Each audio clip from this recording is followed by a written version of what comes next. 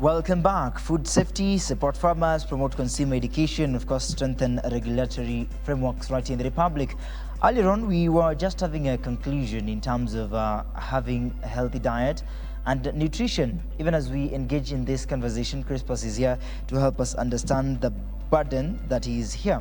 If you're having an unhealthy diet, what are some of the challenges that people face towards this? And later on in the conversation, we'll be able to understand how should individuals come to an alignment with their healthy diets. Even as we speak towards that, there are so many people also, I believe they're in hospital beds right now because of just combining food and, you know, eating whatever they come across.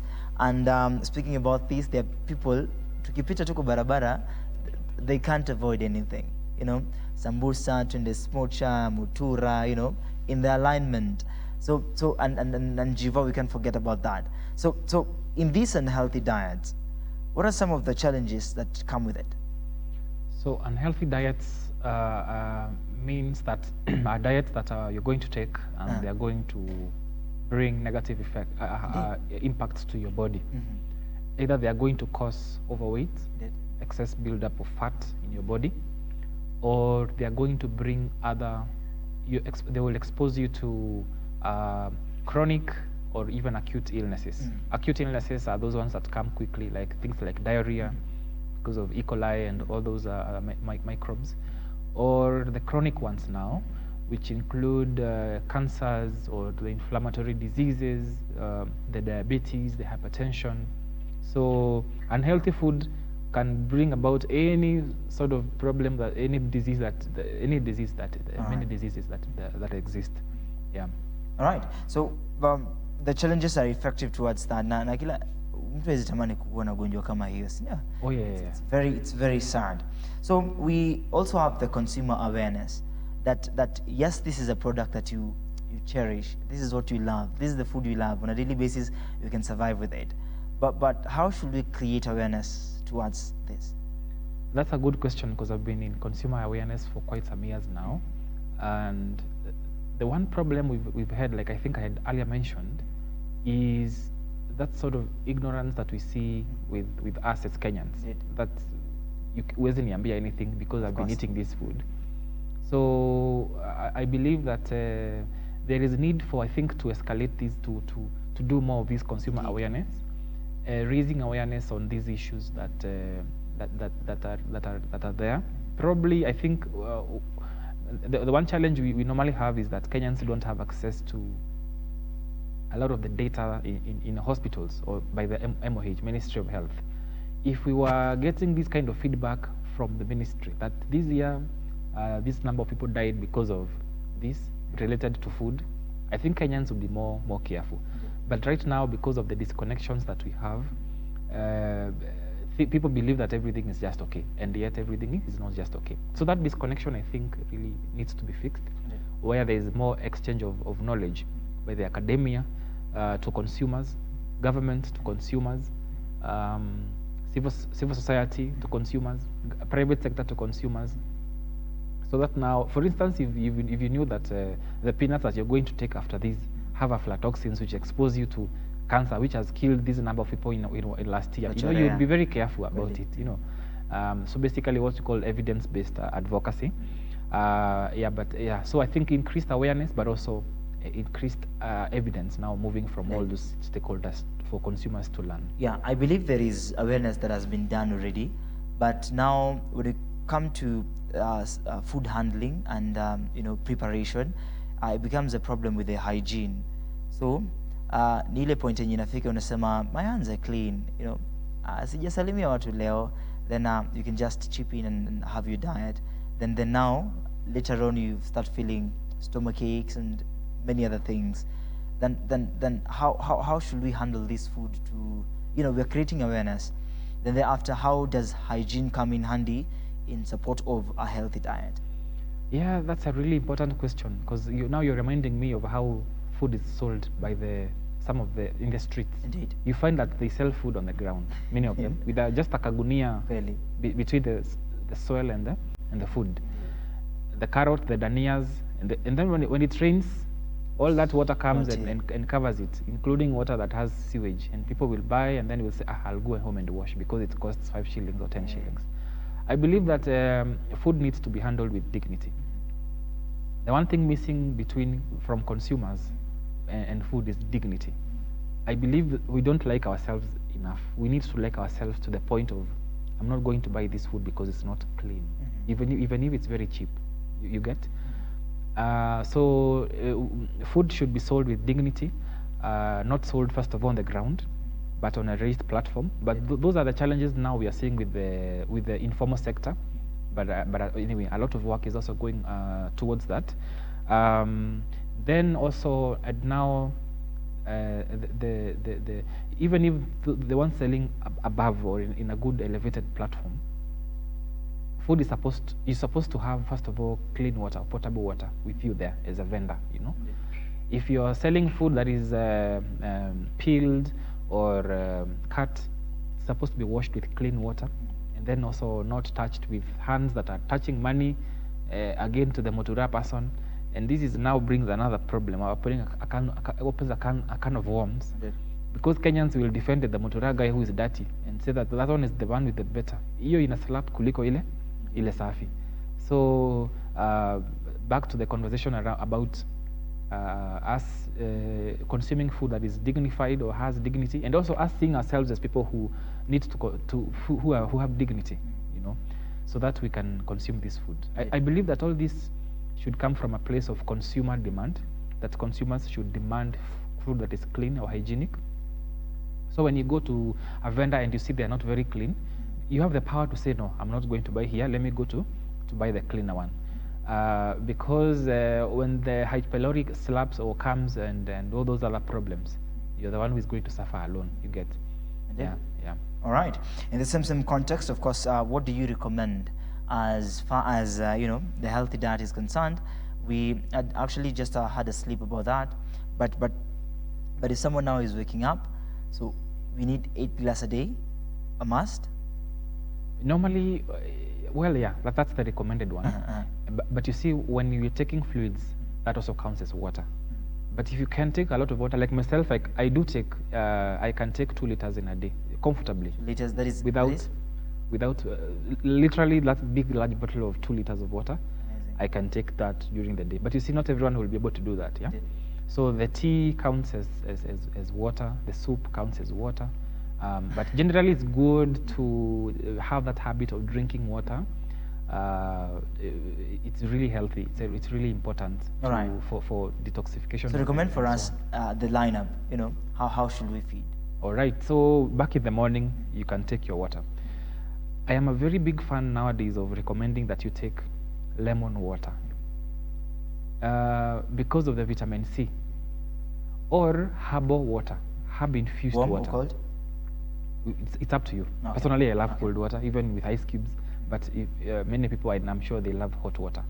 The point is, you add something. Add a lemon, add herbs, rosemary, lemongrass, mint, because of the chemical elements in these spices and herbs, to help your body to overcome now the inflammations and the cancers that we are always constantly being exposed to through our food.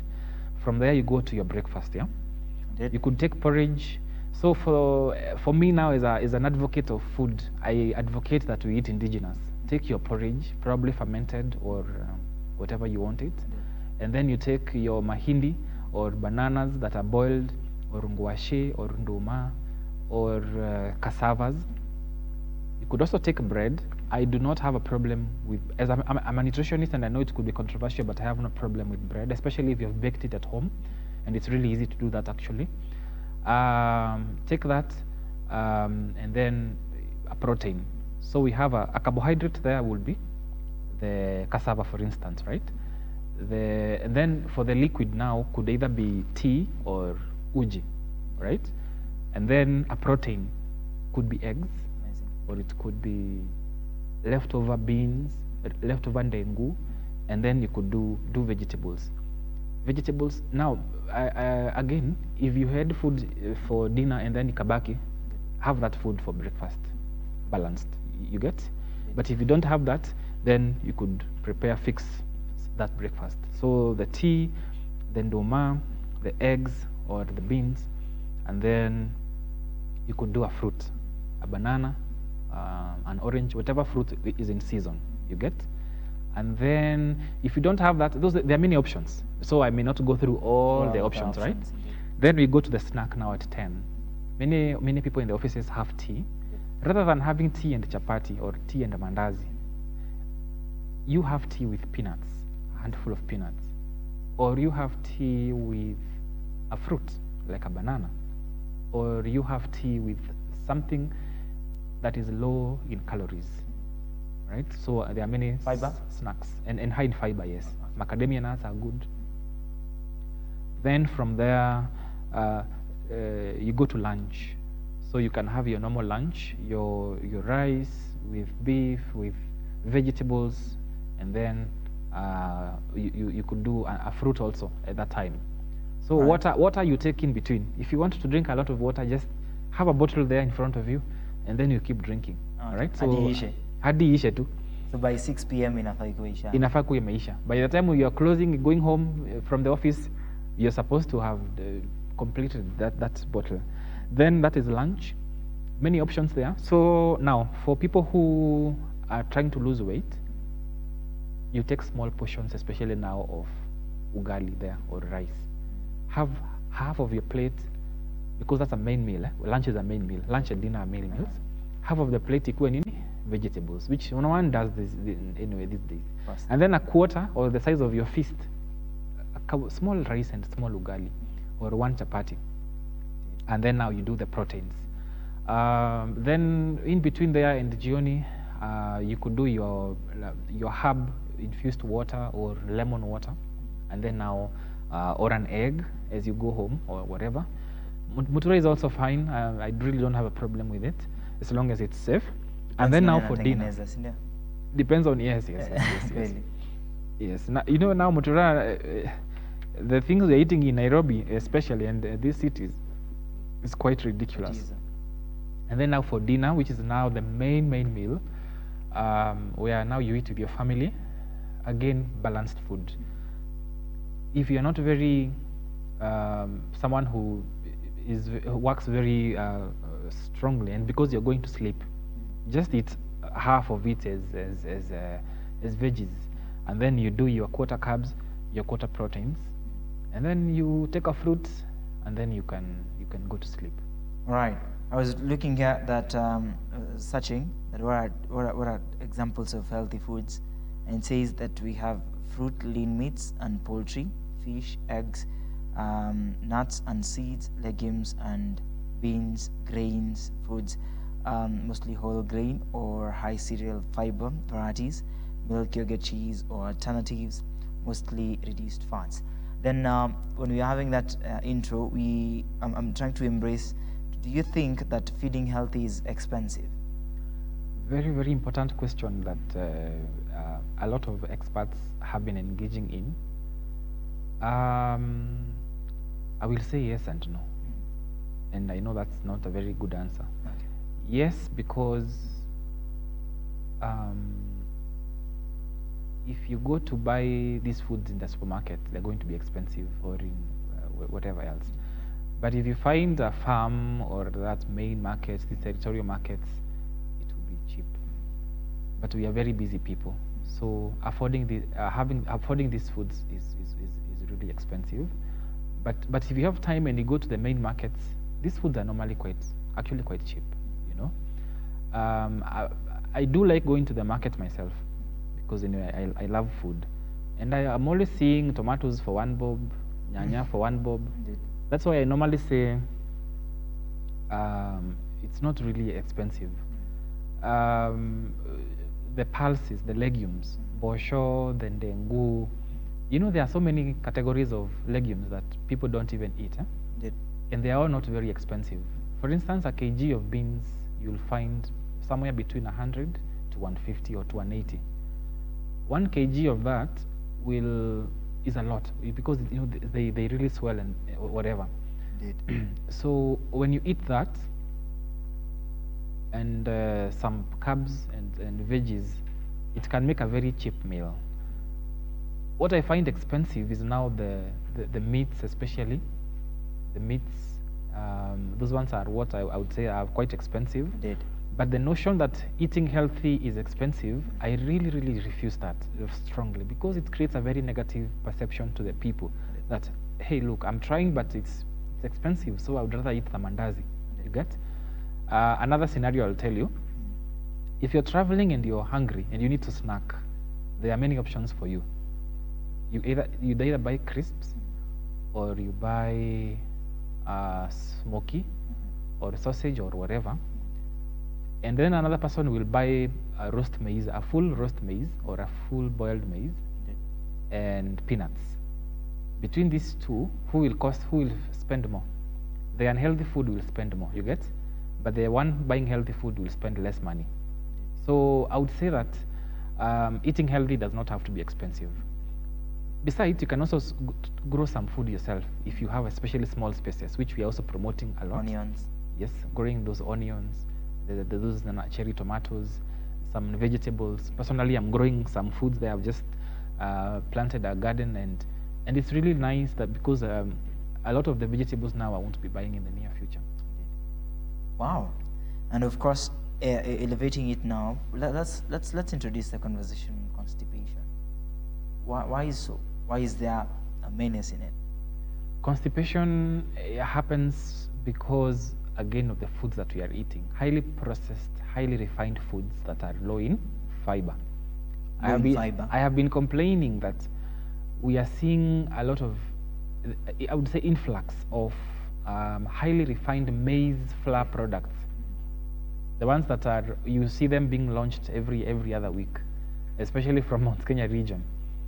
The very white ones, and they are very, very, very refined. They are low in fiber. A lot of us have been consuming food these days that is refined, and refined foods, problem with refined food is becomes low in fiber. Fiber helps to prevent constipation. So how will you choose? How will you choose to get foods that are high in fiber? Because if they're refined, it means there is a percentage that is lost. Yes. We lose vitamins and minerals, and we also lose fiber. So the way to reduce now the constipation problem is to do what? Eat foods that are high in the fiber. How will we get to that? How will we get these foods? So actually, they are the normal foods: the fruits, the vegetables, the whole foods now. The ugali of kisiagi, or the brown type of ugali, rather than the very white one that is very refined. Indeed. So eating foods that are high in fiber is really important. And all these foods actually are. Anything that is not refined has high fiber. Think of that mango, think of that. For instance, look at yourself eating an orange. That orange, especially not sucking on the juice, but the orange itself, with chewing it and swallowing. You see, that's a lot of fiber already. But nowadays, you'd rather drink the juice of it than eating the fruit. Many of us are going to the juices, but juicing removes the fiber. So fiber is really, really, really important for us to prevent that. And also the issue of water again, making drinking of water intentional is really important, because it helps you to overcome that problem. Yes. All right. So we have IFJAD, that is International Food Justice Advocacy, and we have Tofali Nutrition. Tofani. Yes, Tofali. Tofani. Yeah.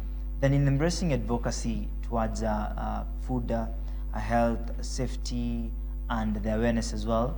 So what now is the initiation towards all these? What now you guys do? Of course, empowering those people that would want this engagement. How will we get in touch to you? And also, how will we get an engagement towards seeking justice to a healthy diet?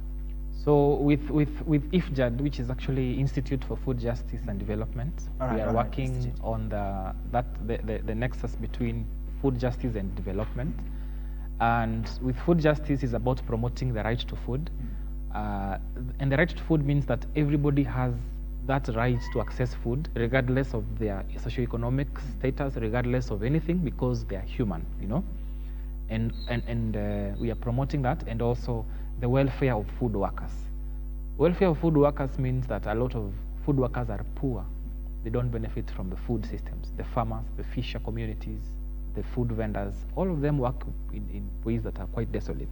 So we are advocating for justice in that, to mean that this food needs to be safe for the people, for the consumers, needs to be healthy for the consumers, but also rewarding for the food workers. And we are all over social media, in various, I think all platforms now. IFJAD, if you look at IFJAD Kenya, you will find us there, working very hard with a group of youth that we work with to promote this food justice.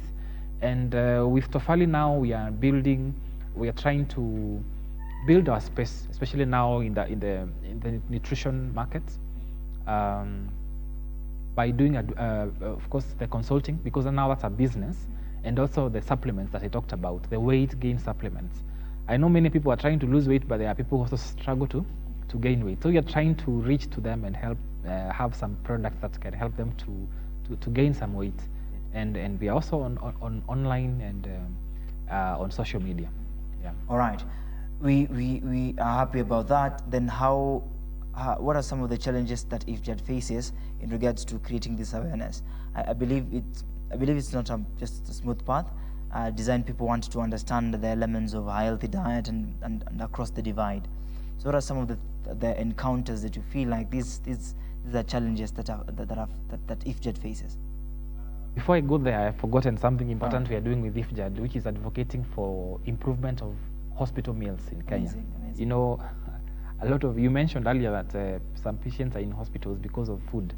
But you know, even these hospitals themselves, the kind of food that is being served there is really poor quality. In fact, we did a piece last week on the newspaper, and there is a big problem with hospital food. So we are advocating for improvement of healthy food. One of the challenges we are having. Yes. In fact, yes. Some even die because of the quality of food. Indeed. Particularly those who are severe, like the ICU patients. And I don't know why I didn't get a chance to talk about how government has not been supportive of nutrition as a discipline. I think that is one of the challenges I'm going to talk about. I'm going to sneak it there and say government hasn't been supportive of nutrition as a discipline, and hence the problems we are seeing with the rise in NCDs. Because nutrition is supposed to be a promotive and preventive, gives a preventive approach to healthcare. But I think our healthcare is too focused on curative, the importing of medicine and drugs and whatever. So you find that a lot of patients in hospitals die because of lack of appropriate food. And government is still hell-bent on just supporting other cadres. Like now we saw many interns being posted by Ministry of Health. The only cadre which was missing is nutrition. And you see, for all those cadres that are dealing with the patients, a nutritionist has to be there. Whether it's a surgeon, whether it's even a dentist, whoever, a nutritionist has to be there attached. But they are never posted, you know. So another problem we are having is, of course, funding. Because for IFJAD is now it's charity, and you know, the donor world right now is a bit shaky. But we are very positive because we are young people, and we will be creative enough to find ways to raise funds for that. You know, because again, we are also pretty young. You know, we are not even a year yet, so we'll be turning a year this year in October. Amazing. But already we've been able to do so much, actually, very aggressively with young people. You know, where young people are, there's so much energy that happens. Yeah. So that's the issue of funding has been quite a challenge. And I think the only significant challenge, because otherwise we've been doing a lot of good work.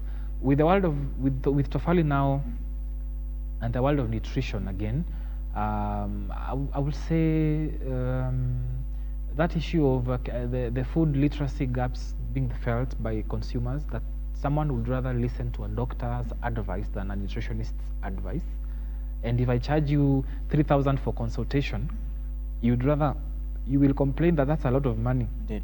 And you'll be willing to spend 10,000 shillings on drugs and whatnot. So it doesn't really add up, because a lot of these nutrition interventions that we propose actually help people who listen. They really help.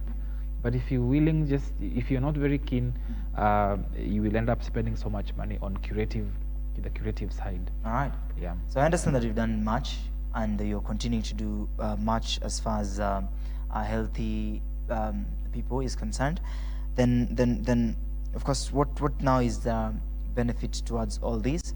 And thereafter, what are some of the things or the projects that your organization is looking up to? One of the benefits, I would say, I'll speak much now towards the IFJAD side, because that's now where a lot of the non-profit is happening, a lot of great ideas, and say that when food systems become just, people will benefit, people will be healthier, because that will mean that I can't go and kill a cat and sell mutura from there. I cannot sell maize that is contaminated with aflatoxins. I cannot do those weird things that the farmer will not just sell cheaply to a broker, for instance. You know, the brokers really undercut our farmers in terms of prices. Justice in food will mean that that everybody will benefit from food systems, not just a few people. Indeed. You know, right. And some of the future things we're planning to do are, of course, now that issue of looking at the quality of meals in public institutions, leading that conversation from hospitals, that every hospital should have very, very good quality food for the patients, so that when a patient goes there, they recover. First of all, because of the kind of food they are eating, it just somehow gets better. And then taking this conversation now to schools, particularly now with high schools. You know, high schools, a lot of programming that happens around school meals looks at primary and primary level. But you know, our high schools also have very serious challenges with the quality of food. If you ask someone how the high school food was, they will tell you it was really bad. It was chaotic and traumatizing. For many people struggle to eat certain foods because they ate too much of them while in high school. So again, leading that conversation there, and now a lot of empowerment programs now aimed at food workers, the fishermen, the farmers, food vendors, trying to teach them on hygiene, trying to teach them on how to cook better food, better quality, even in the informal sector, so that they can be able to make some more money and just do better in terms of financially. Sawa. Yeah. 1 second. Just look at the camera and, of course, help a patient with just few lines. What is the best line you can give this morning? I will say that we need to be very intentional on the kind of food that we eat. We need to be very, very intentional. Kindly start being intentional on what you're buying, because we are made up of what we are eating or what we are not eating. So there are two problems. Either what you're eating could be wrong, or what you're not eating. So I recommend that you be more intentional about finding out or eating healthy food, the fruits, the vegetables, the seeds, the nuts, and also herbs and spices. Really, really useful to your body, so that you invest in your body and every other sector of you will really thrive. Thank you so much. Have a lovely morning as well. Thank you so much for honoring this invite, and it's a pleasure to have that conversation. So that is Crispus Kinyua, of course, a registered clinical nutritionist right here, empowering lives, and of course is also the founder of IFJAD. And even as we embrace that, remember, food be your medicine. Of course, eat well, live well. See you on Wednesday as we impact lives on the society for the betterment of that particular engagement. Even after that, we'll also be having different engagements towards matters health. And of course, powered right here by Look Up Television, we are embracing the fact that our lives matter and our health matter. It is the basic concern. My name is Okech. See you next time. My director has been Sarah Santini Sana.